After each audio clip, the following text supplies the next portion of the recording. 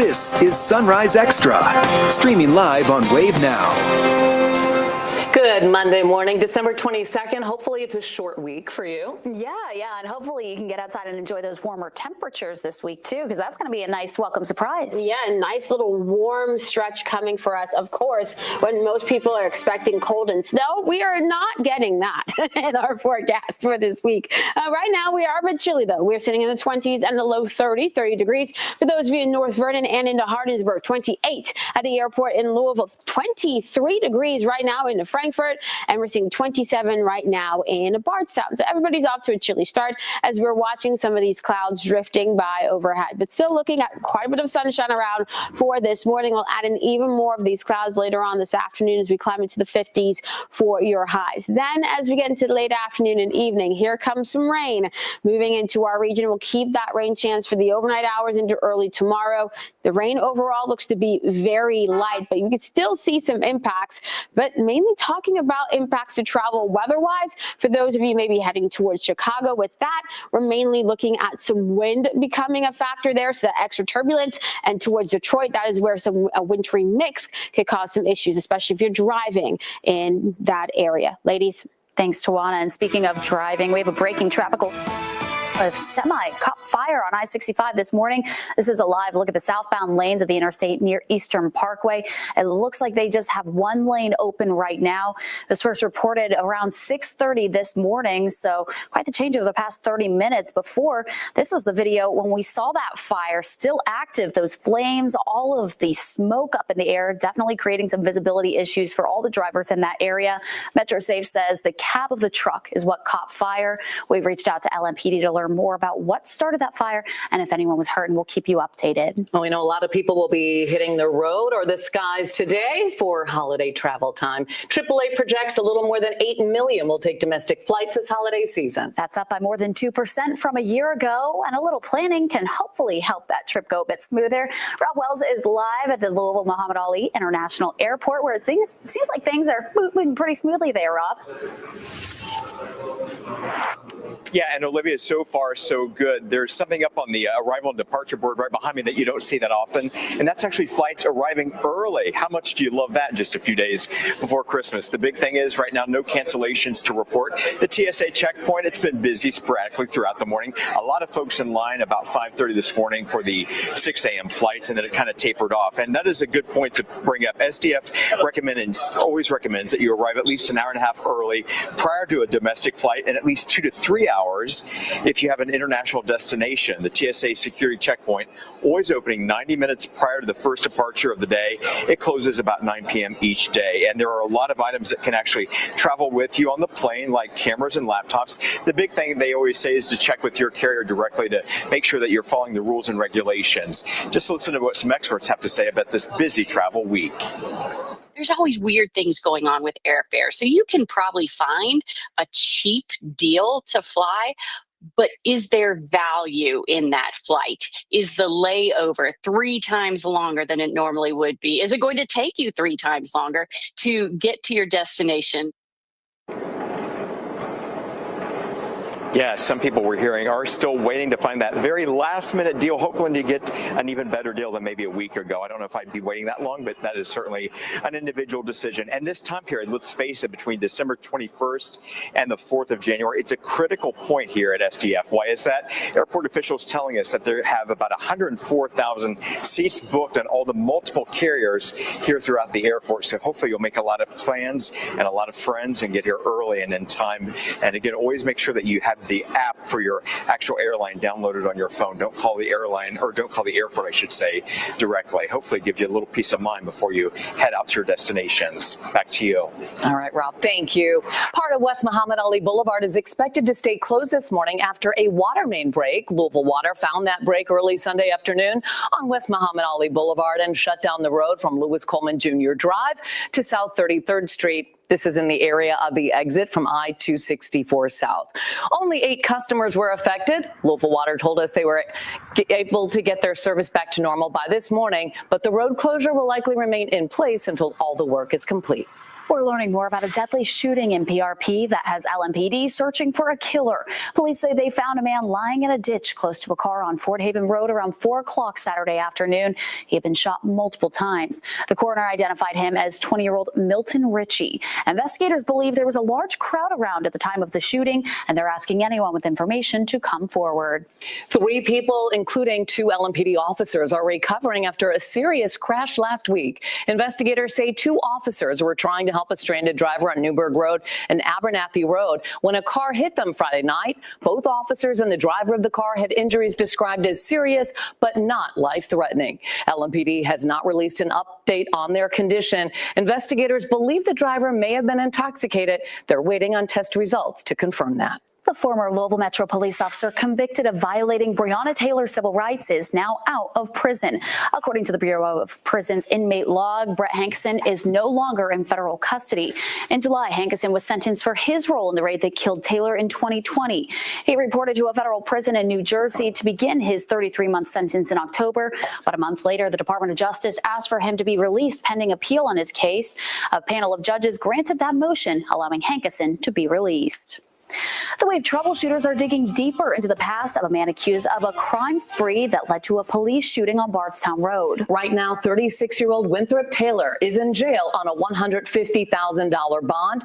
Court records revealed Taylor has 3 separate cases with 3 separate forms of release that he was out on at the time of the new crimes he's accused of.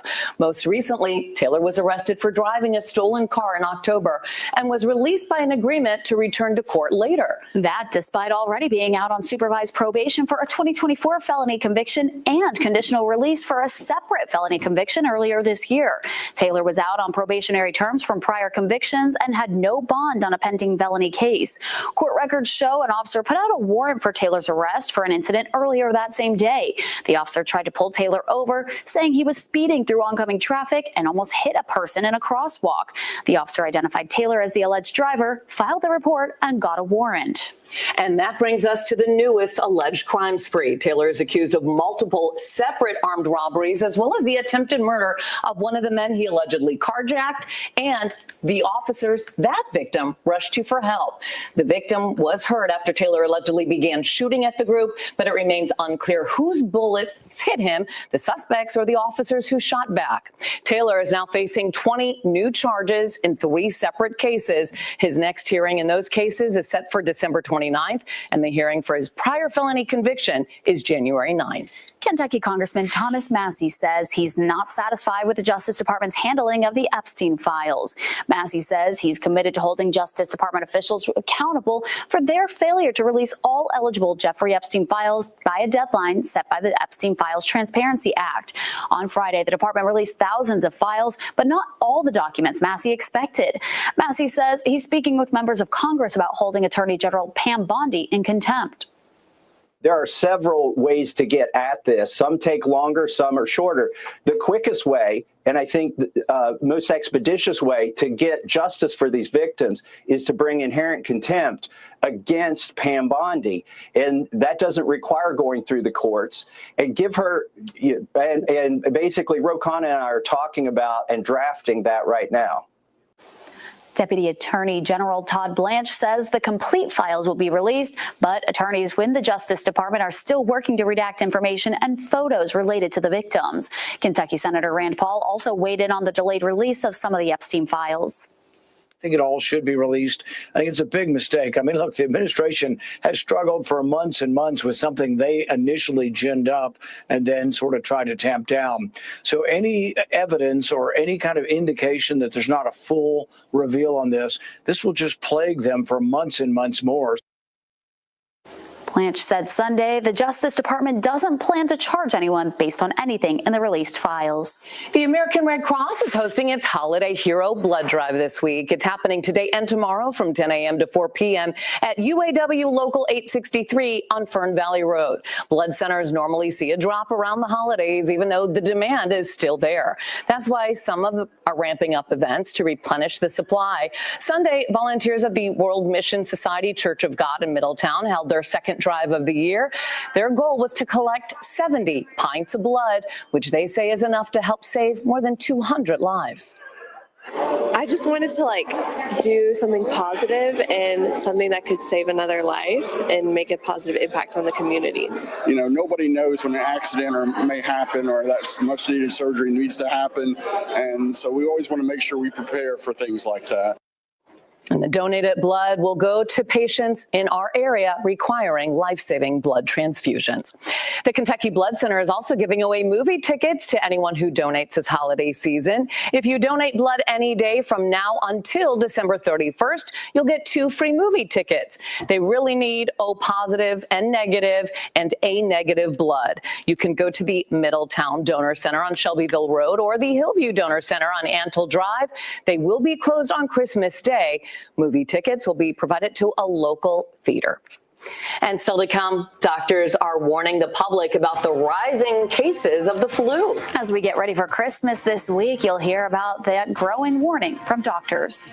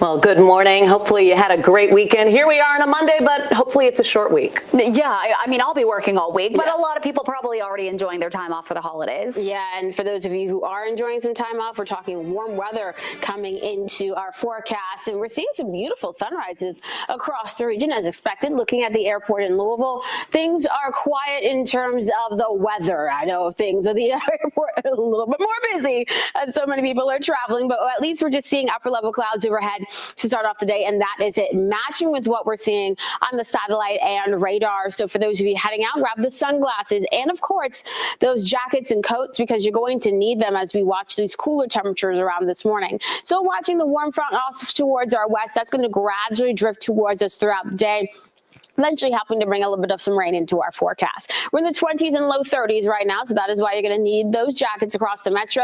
Temperatures range from 24 degrees in New Albany to 30 into Fern Creek, 24 for those of you in PRP, and 30 degrees right now in Buckner. We head into the afternoon, climbing into the 50s for your highs, expecting low 50s in southern Indiana, mid to upper 50s for those of you across south central Kentucky. But then we roll into the afternoon and evening, especially past 5 p.m. This is when some light rain will start to scoot into our region, and I mean very light rain will just gradually move in for tonight into early tomorrow morning, and we'll continue to watch those rain chances as we head throughout the first half of your Tuesday, because this is when we have a better chance to see some of that light rain around. But once we get into your Tuesday afternoon and a cold front settles to our south, we'll actually end up with some drier conditions. Some drizzle is still possible here and there as we climb into the upper 50s and low 60s, but at least tomorrow afternoon is trending drier. Then that same front drifts to to the north as a warm front for your Tuesday night into Wednesday morning, and that is when we'll add back in a few more of those light rain chances. But overall, still looking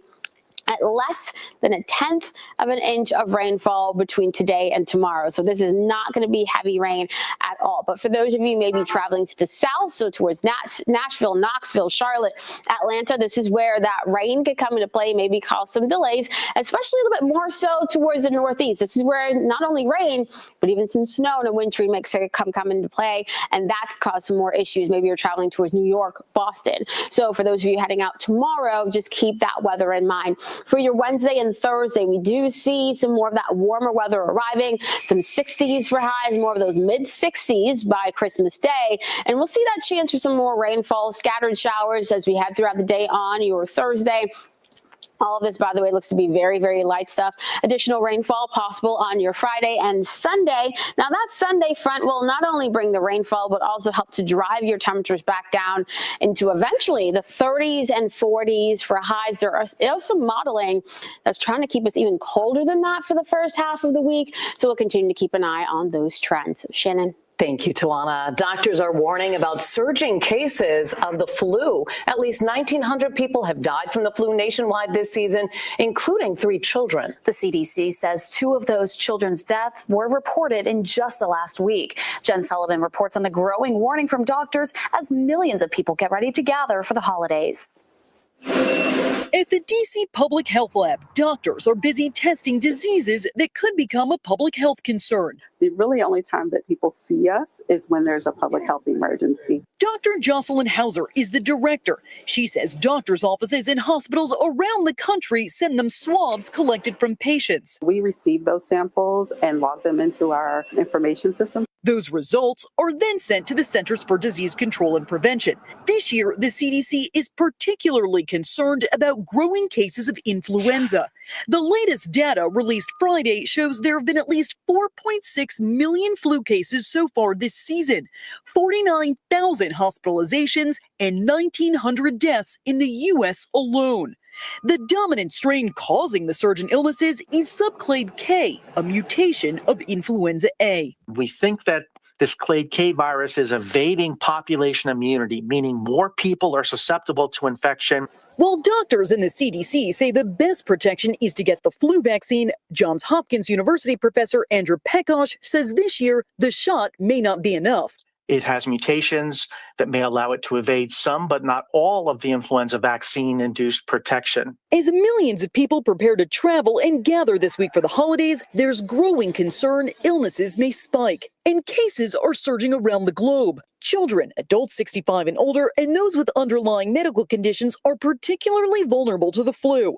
Medical experts are urging everyone 6 months and older to get the flu vaccine. I'm Jen Sullivan reporting. Thank you. The Cleveland Clinic released new findings from the first phase of a clinical trial for a preventive breast cancer vaccine. The vaccine aims to prevent triple-negative breast cancer, which is the most aggressive and deadly form of the disease. Researchers say 74% of the patients in the trial developed an immune response. And side effects of the vaccine were mild skin inflammation at the injection site. Doctors say they will now move into phase 2 of that trial. The phase 2 trials will be the first look at, does it do what we want it to do? Does it reduce the risk of the cancer coming back in patients who have breast cancer? And in future trials, perhaps be able to look at whether it can prevent breast cancer in patients who are very high risk for it. The second phase is expected to begin late next year and is projected to last between 2 and 3 years. The U.S. military says they're in active pursuit of a third sanctioned vessel off the coast of Venezuela. The 2 U.S. officials confirmed that operation to NBC News. The Trump administration has previously sanctioned 6 vessels believed to be carrying oil from the country. Officials say the ship they're targeting is flying a false flag and under a judicial seizure order. Last week, the president ordered a blockade of sanctioned oil tankers coming and going from the country. The White House says productive and constructive talks are being held between Ukraine and Russia. The talks are happening in Miami, Florida, part of the Trump administration's months-long push for peace to end the Russia and Ukraine war. A Kremlin envoy said they were moving forward constructively. It comes as European Union leaders agreed to provide $106 billion to Ukraine to meet its military and economic needs for the next 2 years. Ukraine's President Vladimir Zelensky says his team is working with negotiators from the White House. A group called Independent Indiana is fighting to end the option to vote for all candidates in a single party at the polls. They say it unfairly hurts independent candidates. Straight ticket voting or straight party voting means voting for every candidate of a specific political party. Independent Indiana executive director says his recent study looks at the barriers independent candidates face, and it shows voters oppose straight ticket voting by more than 2 to 1. The reality is when you have straight ticket voting, people are less incentivized to pay attention to who's running. And regardless of who somebody's voting for, I think it's important that people feel like, hey, I need to spend a little bit of time to know who I'm supporting. He also says ending it would require a bill from state lawmakers and a vote during the General Assembly session. A new state report says Indiana will rake in billions more than previously thought. In the spring, a state budget agency report said the Hoosier state would see a $2 billion shortfall over the next 2 years. Now the agency projects the state will bring in that money after all and then some. The report increases Indiana's projected income by $2.4 billion from the last report. That's due in part to broad economic factors and specific actions like tripling the cigarette tax in July. It's now 7:20 and still ahead. Lottery fever hitting Kentucky. That jackpot now $1.6 billion. How many more tickets have been sold in Kentucky?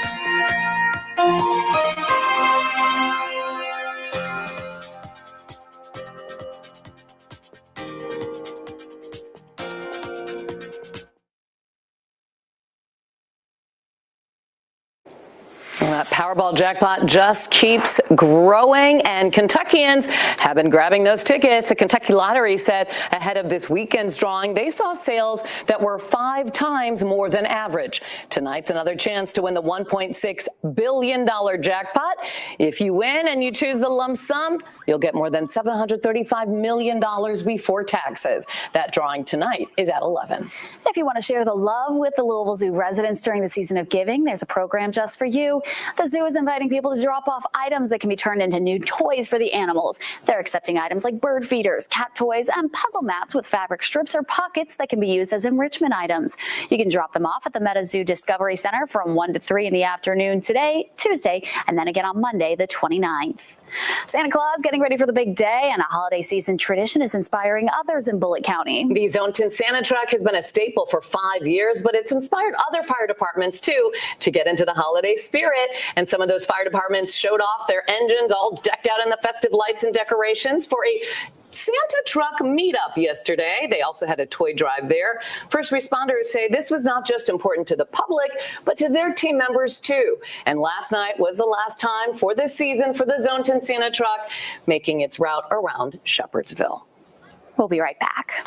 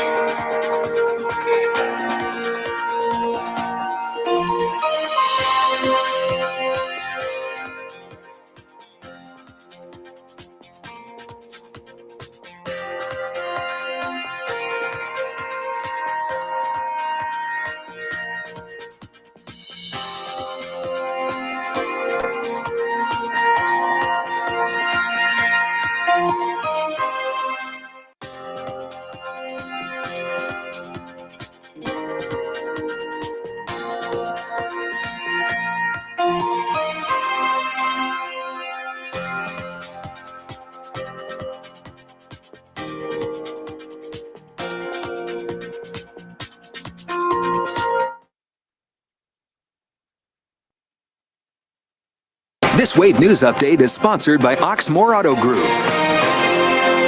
Good morning, I'm Shannon Kogan. We're working to learn more about a semi-fire that happened on I-65 this morning. This is a live look right now at the southbound lanes of the interstate near Eastern Parkway. Appears that just one lane right now is open, but traffic is backed up in this area near Oak Street. The fire was first reported before 6:30 this morning, and this is what that looked like at that time. The truck nearly engulfed by the smoke. We have reached out to LMPD. When we get more information about this, we will let you know.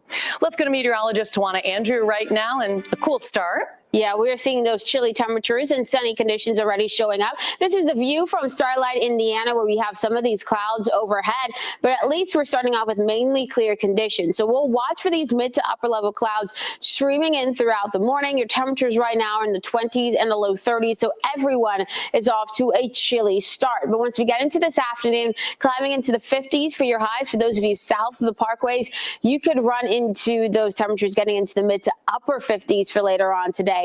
But once we get past about 4 or 5 o'clock this afternoon, here comes some light rain showers moving in, and they are going to be relatively light. Some of you even just dealing with some drizzle through this evening into overnight tonight and early tomorrow morning. So keep that in mind. If maybe you're traveling later on today, that rain could be a factor. And of course, Shannon just mentioned the crash that we have been watching on 65 southbound, I should say the vehicle fire that we've been watching on 65 southbound towards the Eastern Parkway area. Outside of that, not much going on, but we are still seeing significant delays on 65 South as you're getting towards that area. So keep in mind, they only have that left lane open. We still have quite a few crews out there, and we'll continue to keep an eye on this throughout the morning. Here is your 10-day tomorrow, some light rain for the morning hours. Then we'll see more of that warmth for later on this week.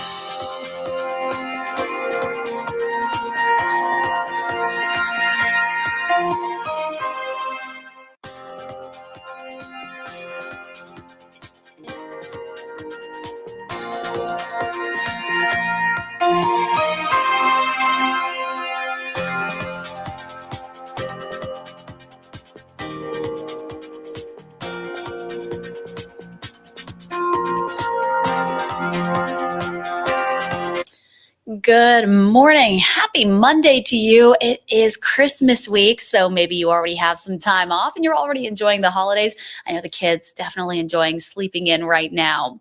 But it might be the most wonderful time of the year, but we know it can be stressful on so many different levels. The holiday travel season is underway, so you can expect to see a lot of traffic, those lines between big meals, and then, of course, football on TV.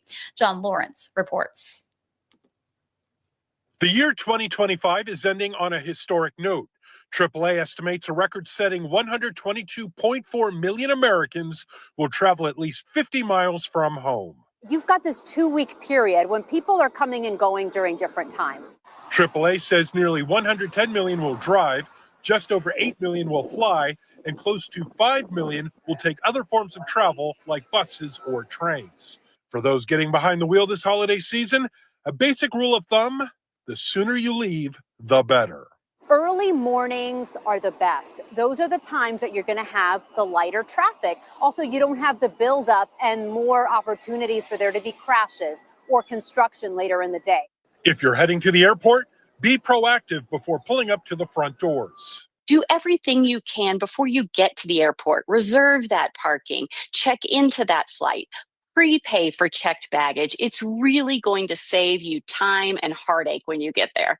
And as for those procrastinators who may still be looking for a last-minute bargain on a plane ticket, there's always weird things going on with airfare. So you can probably find a cheap deal to fly, but is there value in that flight? Is the layover 3 times longer than it normally would be? Is it going to take you 3 times longer to get to your destination? I'm John Lawrence reporting.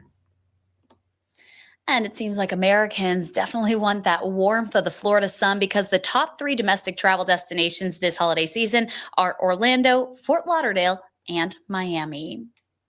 Governor Andy Beshear is highlighting Kentucky's progress in making our roads safer. Governor Beshear says preliminary crash reports already show fewer traffic fatalities and fewer serious injuries compared to last year.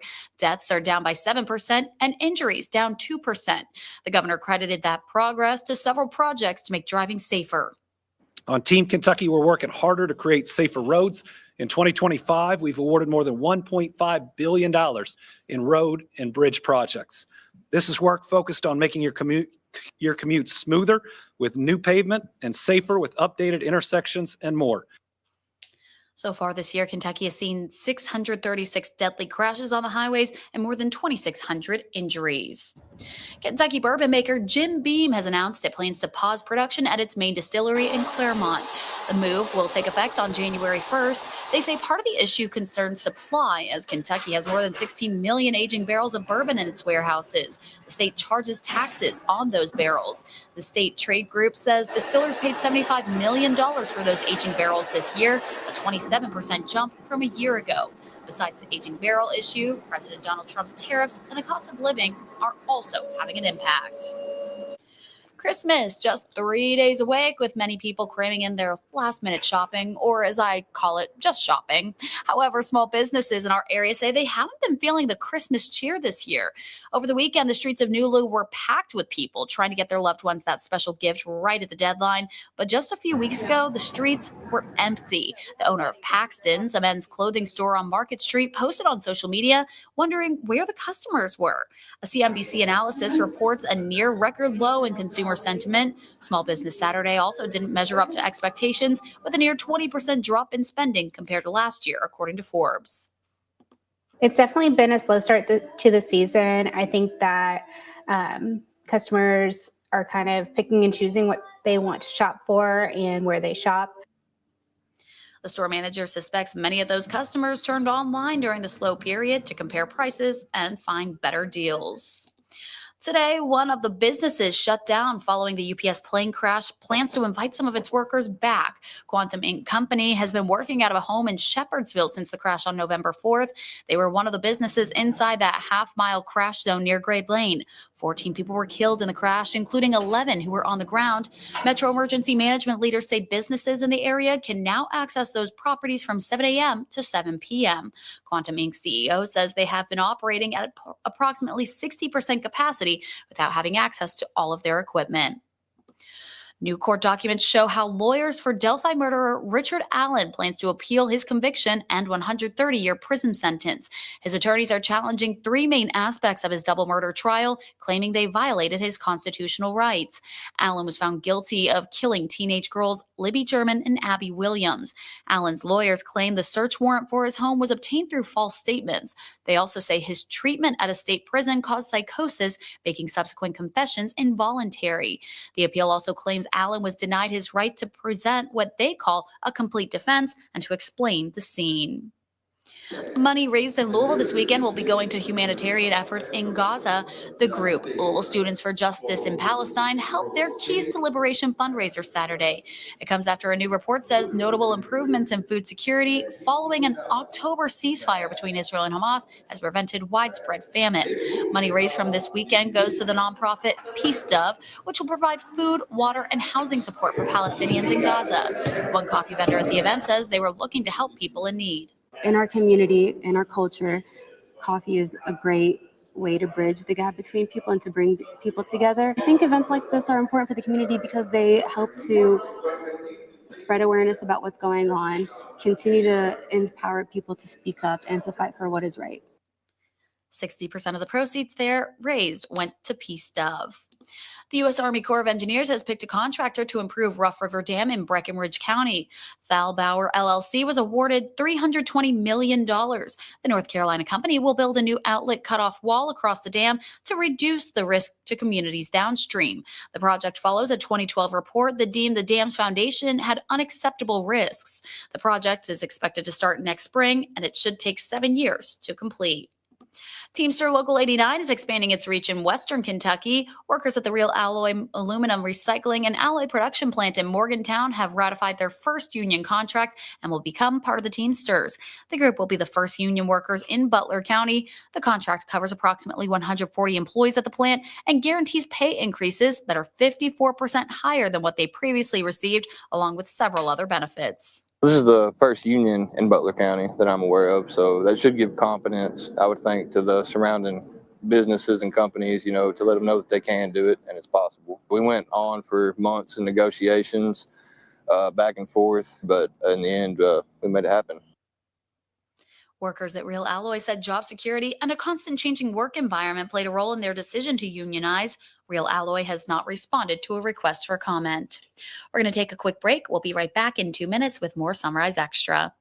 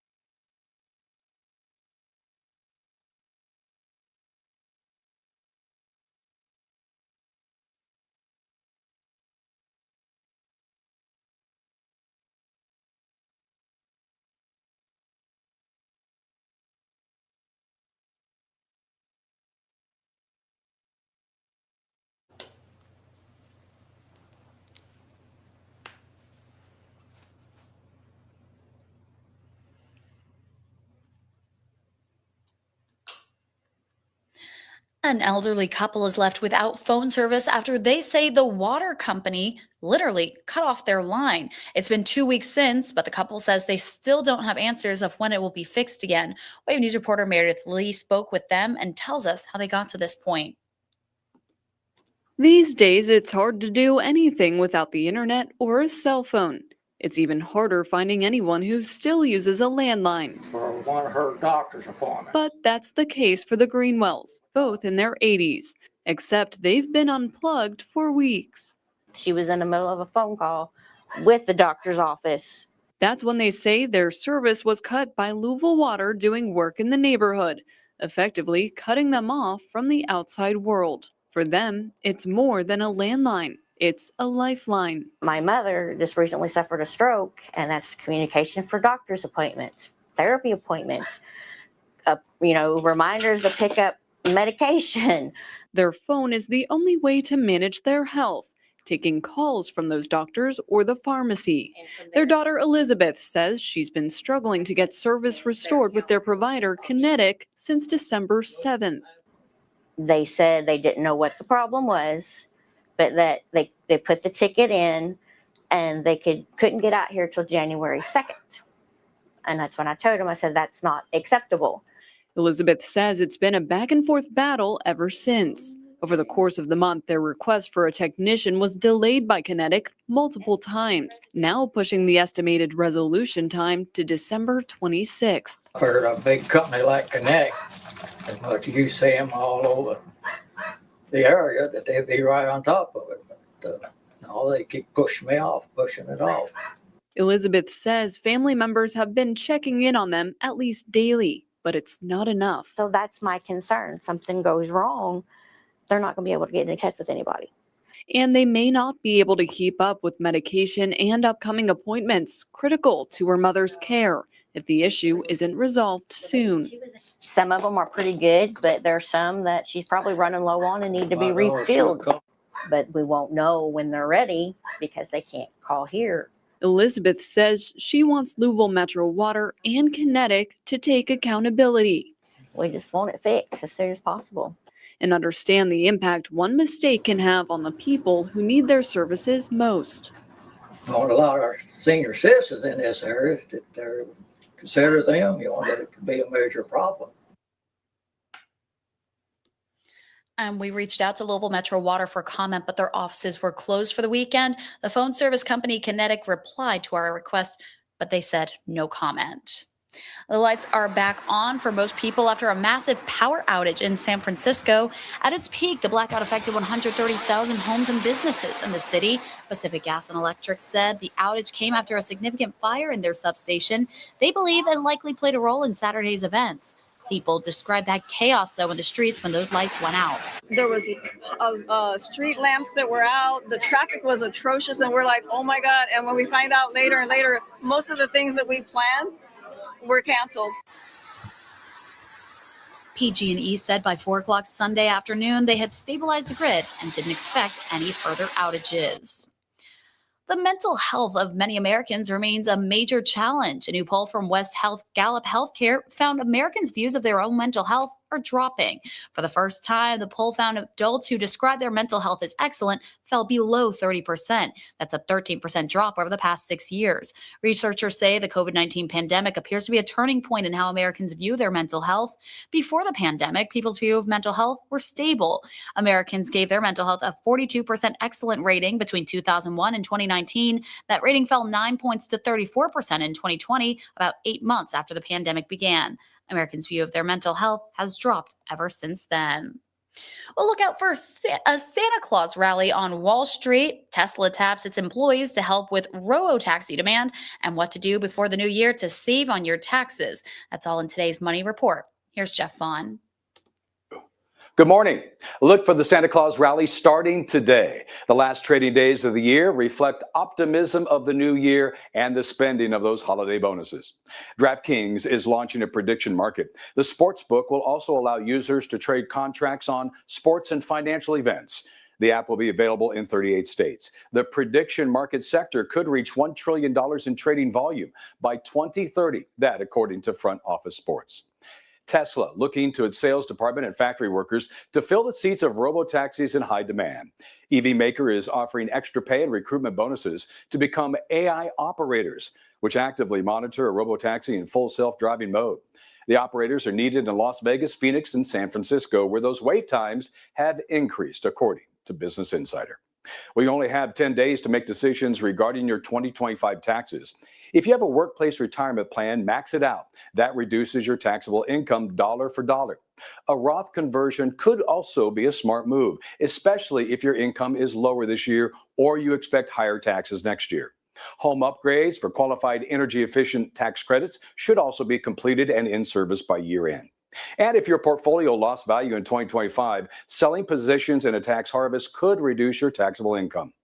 Qualified charitable donations before December 31st are tax deductible. And review your withholdings so there will be no surprises come April 15th. And of course, it's always a good idea to have a professional take a look at your final tax forms. I'm Jeff Vaughn. That's your morning report. The Barron County community raised thousands of dollars for a veteran to help him care for his wife during her cancer treatment. Larry Gazda is well known around the area, and he's a dedicated fan who attends Barron County High School sporting events, even though he doesn't have any children or grandchildren playing. It was at one of those basketball games where he met Judge Executive Jamie Bird. Gazda works part-time for the county government and will soon be taking time off to care for his wife after her cancer diagnosis. So Bird reached out to the Barron County Veterans Association and her community for help. The fundraising brought in nearly $15,000 in just 17 hours. Hi. I know how generous and caring the people of Barron County are. Sometimes it just takes one or two people to get the ball rolling on it, though, and that's what happened. I think it just kind of snowballed, and we had some very good results out of it. The Barron County High School FFA also donated a food basket for him and his wife as she begins to go through her cancer treatment. We are certainly wishing her well for that. We're going to take a quick break. We'll be right back with some of your headlines in sports.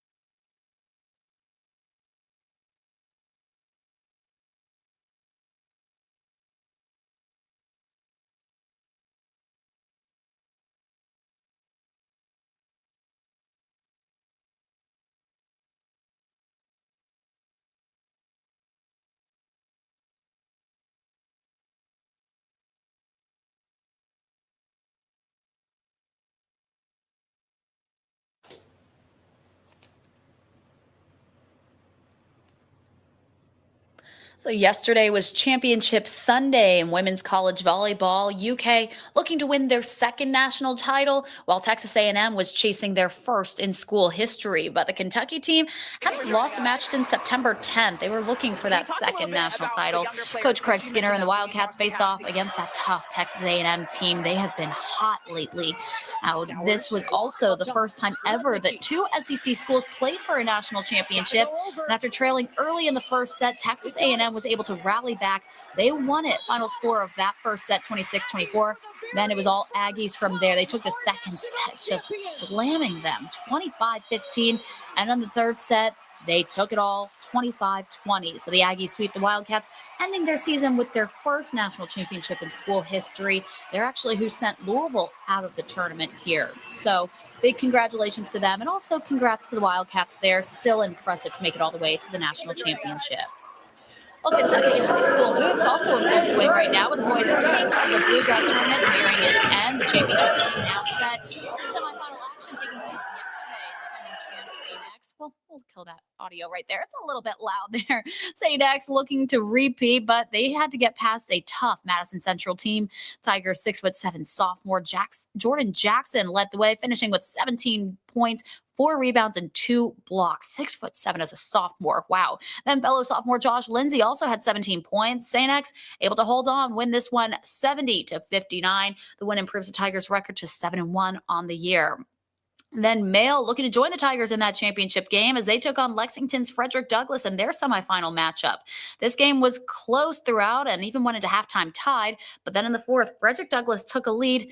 It was brief, though. Some timely baskets by the Bulldogs allowed them to take back that lead. Male was able to hold on for the 62-59 win. They punched their ticket to the championship game. So that championship game now set. St. X will face off against the Male Bulldogs at Fairdale High School tonight. That tip-off will be at 7:30. This will also be the first time it's been an all-Louisville championship round for the King of the Bluegrass tournament ever since Fern Creek beat Trinity, and that was back in 2017. So awesome to see 2 Louisville teams playing that. I'm sure they'll have quite the turnout for it.